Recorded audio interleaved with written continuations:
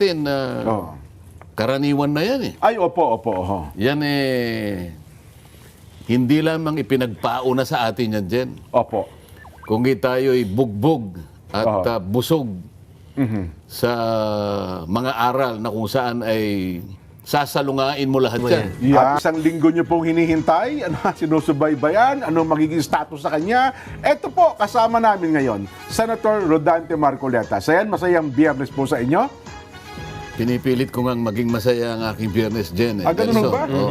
At lalong-lalo naman, kung may kapangyarihan lang akong pasayahin lahat ang ating mga tagapakinig, taga-subaybay. Kung may magic lang ako, Jen, Nelson, ay matagal ko nang ginawa ito sapagkat napakarami ng problema ang kinakaharap natin. Hindi lamang yung bansa natin. Totoo po.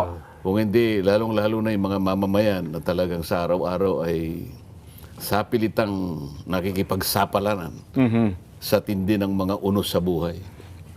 Tayo naman, Sen, may panlaban po sa problema, sa stress. Kumbaga, ayun challenge sa buhay natin, Sen. Sa atin, karaniwan na yan eh. Ay, opo, opo. Yan hindi lamang ipinagpauna sa atin yan, Jen. Opo. Kung tayo'y bugbog at busog sa mga aral na kung saan ay sasalungain mo lahat yan. Yan, tama po. Sapagkat yan lamang ang makapagpapatibay ng kalagayan mo. Bilang isang marupok na tao, Jen. Tama po. Si Nelson, medyo matibay-tibay ng konti sa iyo yan. Subok na matibay, Pero subok na kahit matatag na po matibay yan, Opo. bugbog pa rin. Ay, opo. Sa mga pangaral tungkol sa kung paano mo itataguyod Yes po. ang buhay sa harap ng ganyang klaseng napakaraming balakid, di ba? Ang ating panlaban yan huwag mong kalilimutan yung mga pagtitipon. Nelson, ha? Upang nasa ganun, lagi tayo nagagabayan. Kung ikaw hinang-hina na, Saan kayo nagtitipon-tipon? Baka naman ibang klaseng pagtitipon ang pinag-uusapan ninyo. Alam nyo naman kanina. Tayong tatlo, alam na natin kung anong klaseng pagtitipon nyo. Yan. At ang ilan sa mga nakikinig sa atin, naintindihan din po yun. napapangiti sila sapagkat nagkakaintindihan tayo. Opo. Lalo pa po sa mga panahon, yung mga itinuturo, sa halip na malugmok tayo, na-inspired pa tayo, no? Ay, kayang-kaya ho namin ito. At may mga kaparaan na itinuturo sa atin para ito po ay ating Kasi nga malabanan. kapag nga pinakinggan mong mabuti, Opo. paano ka nga magkakaroon ng kasanayan dyan sa pagbaka sa mga problema na yan? Kung hindi ka ngayon tetestingin dyan. Ayun po. Paano mo sasabihin napakatatag mo? Wala ka namang kinakalaban na kung anumang suliranin sa buhay. Matetest ka lang Ha? Totoo po. Doon ka lang makikilala talaga kung talagang matibay ka. Kapag ka yung mga pambugbog na yan ay talagang dumaan sa'yo. Dumaan sa buhay mo. Tama. Di ba? Tapos ang mababalitaan mo, may namamaril sa eskwelahan. May nagsasaksakan sa eskwelahan, Sen.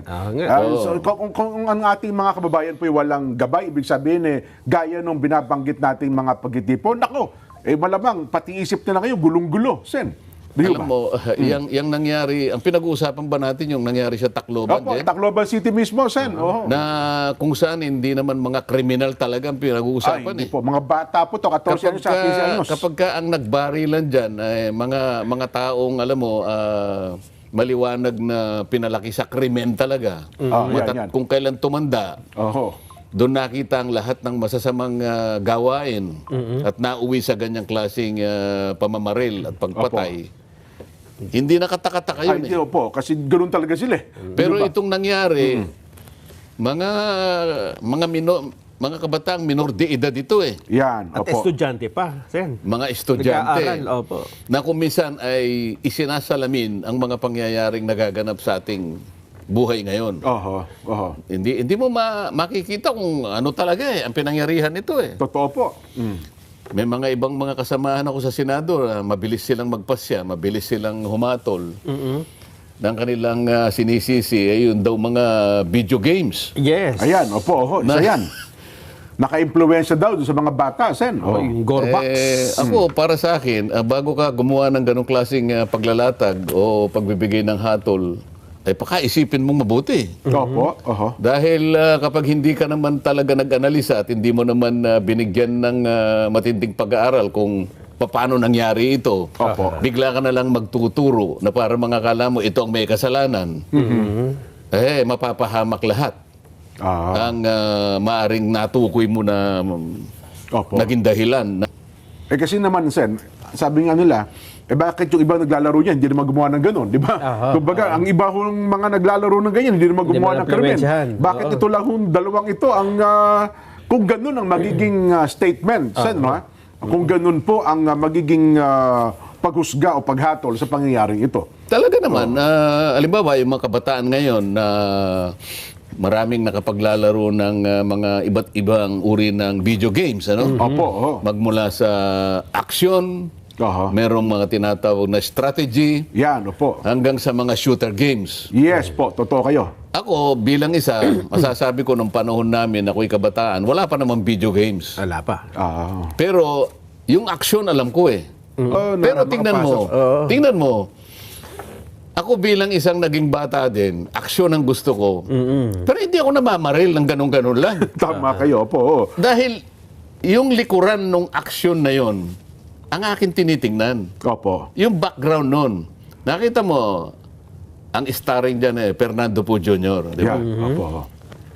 Na-inspire ka sapagkat itong action na artistang ito, action movie na to, ipinagtatanggol ang komunidad. Ayun Yan, po. oo. Ipinagtatanggol ang mamamayan.